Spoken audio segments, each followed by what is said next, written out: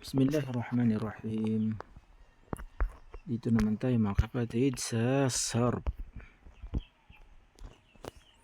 Al-wahdatul ula, ad-darsul awal, chapter 1, first lesson. Al-kalimatul jadida, new vocabularies, new words. Aduma, ya'adumu. Ito yung sa sarf. Kung matatandaan nyo yung unang mga dars natin sa sarf, mga lesson natin ay kinuha natin yung mga timbangan niya. Gaya ng fa'ala, fa'alu.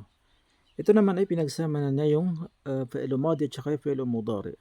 Aduma, ya'adumu. Ibig sabihin ng aduma ay pinuri, itinaas. Sawabun ay reward, sawabun. Karuba, yakrubu, malapit. Karuba. Haruma, yahrumu, haram, bawal. Khataba, yakhtubu, nagbigay ng khutbah. Khataba, nagsalita. Al-mustalahat al-jadida, new terminology, mustalahat. Yung pagpapaliwanag niya, terminology niya. Awzan, timbangan. Harakat, ito yung mga harakat niya, kung ano siya. Ito yung pagbabago niya, pagbabago, harakat. Fa'ul fi'l, ainul fi'l, lamul fi'l. Ito yung fa'ala. Al-fatha, ito yung vowels niya sa taas. Al-fi'l al-madi as-sulasi. Ito yung fi'l al-madi, yung past tense. Al-kasra to yung vowels niya sa baba. Al-mabtuhu, mabtuhun yung parang ano niya, fatha. Yung vowels niya ay fatha. Madmumun ay dhamma ang kanyang vowels. Maksurun ay kasra ang kanyang baris. Salatul Jumu'ah, ang prayer ng Friday prayer, Jumu'ah. Qalat Hindun libniha Ibrahim. Sinabi ni Hind sa kanyang anak na si Ibrahim. Ya'lam ya bunay. Alamin mo o aking anak. Alamin mo, i'lam o aking anak ya bunay, annahu, katotohanan siya. Ida hana waqtu salat al-jumu'ah harum al-bay'. Kapag ida hana, dumating waqtu salat al-jumu'ah, ang oras ng Friday prayer, harum al-bay'. Haram, bawal ang pagtitinda, pagbibenta, pagbili, yun ang bay'. Walidhalika aduma sawabul mubakkirina ila salat al-jumu'ah. At ganon aduma sawab, malaki ang reward, sawab al-mubakkirin, ng mga taong nauuna, mubakkirin, nauuna ila salatul jum'ah, sa salatul jum'ah. Ibig sabihin ay yung naunang pumunta sa masjid tuwing salatul jum'ah, sila ay mayroong malaking reward na matatanggap kay Allah. Tadribu muraja'atin fil mustawa al-awwal. Ito ay tadrib, exercise daw ito ng exercise para sa mga review exercise, muraja'a. Ito medyo medyo mahirap to. Al-fi'lu al-jumlatul mufida. Ito yung nakalagay dito, yung ya'khudu, yabda'u, nursilu. Ito mahirap to, baka pwede natin itong laktawan kasi itong mga nakalagay dito na mga words ay gagawin mo silang jumla. Gagamitin mo sila sa sentence na al-mufida, may beneficial, may meaning na sentence. Kilaktawan natin. Fahima Ibrahimu ma qalat sa ummuhu. Naintindihan Ibrahim ang sinabi sa kanya ng kanyang nanay. Ma qalat sa, sinabi sa kanya ummuhu, ng nanay niya. Wa kharaja min al-bayt, at lumabas siya mula sa bahay. Wa dakhala al-masjid, at pumasok siya sa masjid. Wa bakkara ma'al mubakkirin, at siya ay pumunta ng maaga kasama ng mga mubakkirin, yung mga maagang pumupunta sa masjid. Fasalla tahiyat al-masjid, siya ay nagpray ng tahiyat al-masjid. Yan yung sala pag ikaw ay papasok sa masjid, na kailangan mo magsala ng tahiyatul masjid. Wa qara'a shay'an min al-Qur'an al-Karim, at siya ay pagkatapos nagbasa ng Quran. Nagbasa siya ng Quran. Wa indama qaraba waqtu salah, at nang lumapit, at wa indama, at nang qaruba, lumapit ang waqtu salah, ang oras ng pagsasala. Nadal muaddin, nagtawag yung muaddin, yan yung nagtatawag ng yung adan. Nagtawag siya, okay, nagkamat siya, yung kamat, iqamah, yung qamah. Nadal muaddin lis-salati wa khataba al-imam. Ay, hindi siya iqamah, ito yung adan. Nag-adan yung muaddin para sa salatul Jumu'ah. Wa khataba al-imam, at nagbigay ng khutbah, sermon, yung imam. Wa sami'a Ibrahim al-khutbata ma'an nas, at nakinig si Ibrahim ng khutbah, sermon, kasama ang mga tao. Summa sala al-faridata, pagkatapos ay nagsala sila ng farida, ng obligatory prayer, obligadong prayer. Wa raja'a ila baytihi, at bumalik siya sa kaniyang bahay. As'ila, ito yung mga tanong na dapat sagutan. Mada qalatil li Ibrahim, ano ang sinabi ng nanay kay Ibrahim? Pangalawa, mada fa'ala Ibrahim ba'da dukhulihi al-masjid, ano ang ginawa ni Ibrahim pagkatapos niyang pumasok sa masjid? Pangatlo, mada hadasa ba'da an qaruba waqtu salah, ano ang nangyari pagkatapos ng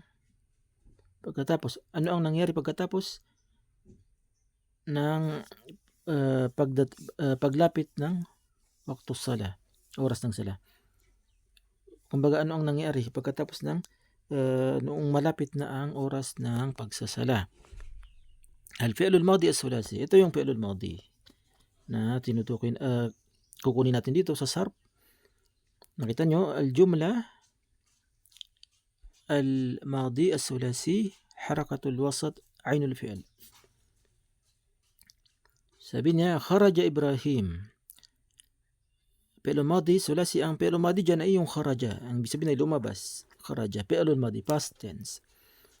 At ang kanyang harakat al-wasat, yung nasa gitna yung ainul fi'l, kasi yan ay itinimbang sa fa'ala.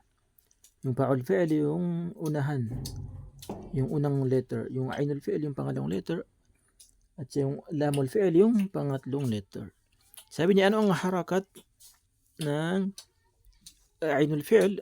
Siya ay patha, kasi kharaja, siya ay patha. Ganun din yung pangalawa, yung dakhala al-masjid, masok sa masjid. Ang fi'l madi dyan, yung verb, sabihin yung gawa, verb, ay yung dakhala. At ang kanyang haraka, vowels, ay patha, yung sa kha, patha. Sami'a Ibrahimu al-khutbata, nakinig si Ibrahim ng sermon. Ang fi'l madi dyan, ang verb dyan ay sami'a, na ang vowels ng mim, yung nasa gitna, ay kasra, al-kasra, sa baba.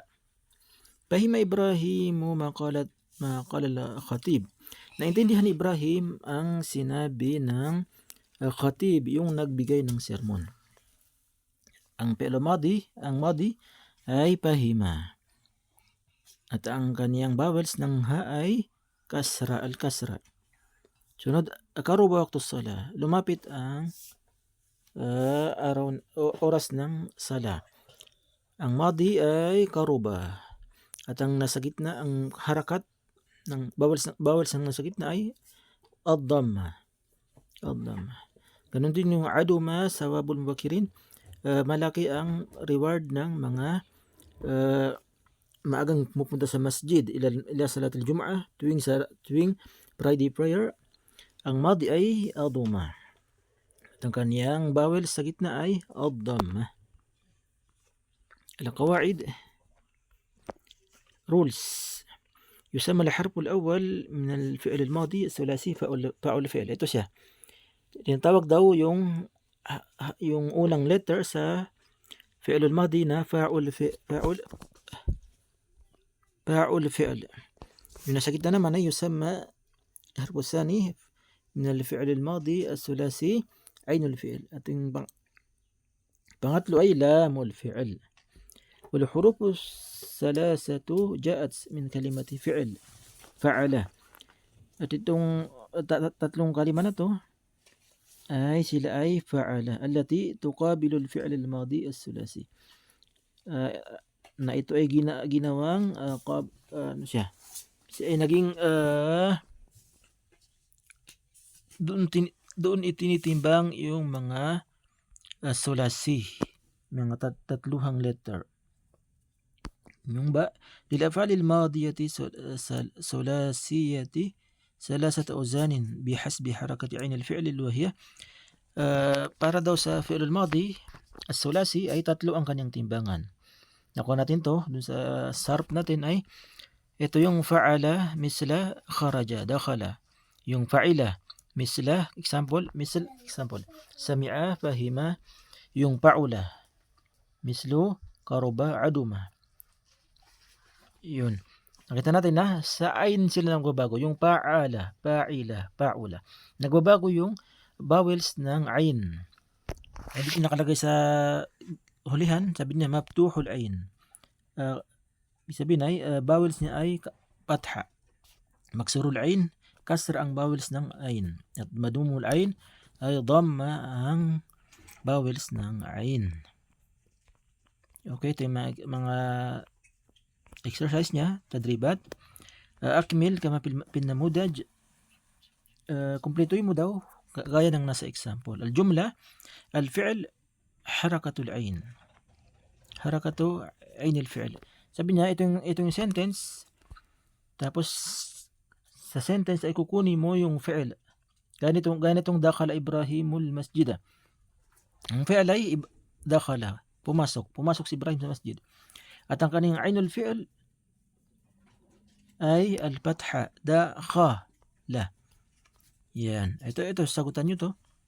Kukunin niyo yung fi'l niya, yung karuba, yawmul Eid. At ano ang vowels ng kaniyang ainul kalima. Tadribus sani, imla il-faragat al-atiya bil-afal. Ito daw, pupunuin mo yung blanco. Lalagyan mo yung blanco, mga sumusunod na dito ka kukuha sa mga nakalagay dito. Itong dahaba, kharaja, rakiba, hamala, arafa. Ibig sabihin ng dahaba ay pumunta, kharaja, lumabas, rakiba, sumakay, hamala, dinala, arafa, alam niya, noon. Ito, pupunin mo to. Arada Khalidun an yusafira min Makkata al-Mukarramata ila al-Madinati Munawwarati wa rakiba, yun, wa rakibaan wa arafa, yun, at alam niya an ar-rihlata tabda'u ba'da sa'atin wahidatin.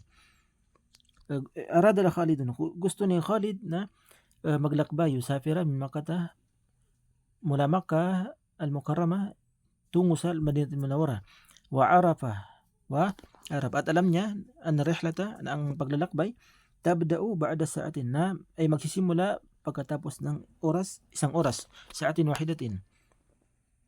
Parakiba, yun, at sumakay siya ilal manzili, sa lugar, sumakay, liyuhdira haqibatahu, para i-present niya ang kanyang, para madala niya ang kanyang bag. Wa ba'da waqti qalilin, Pagkatapos ng ilang mga oras, ay, Khalidun. Hamala. Khalidun, dinala ni Khalid ang kanyang hakibatahu, ang kanyang bag. Wa kharaja min al-manzil. Lumabas siya sa kanyang lugar, manzil. Wa indama wasala ila makan al-hafila, at nang siya ay dumating sa lugar ng bus station, lugar ng bus station, makan al-hafila, syahadaha qad bada'at tasiru. Nakita niya, nasaksihan niya na qad bada'at, na ano ba to? Nagsimula na umandar, tasir, ang bus. Padahaba, at pumunta siya, bisuratin, ng nagmamadali, wa qala alhamdulillahi laqad wasaltu fil waqtil munasib.